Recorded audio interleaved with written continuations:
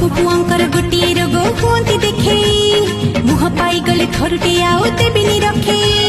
दिन रे हेबी सतिया राति रे उतु पातिया चपल छिड़े झियंकु गोड़ी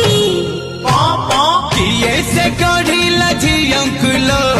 सजेई हुंती देह कुलो से तो पादरे घसंती बासन देलो पादरे घसंती बासन देलो नाई रे नाई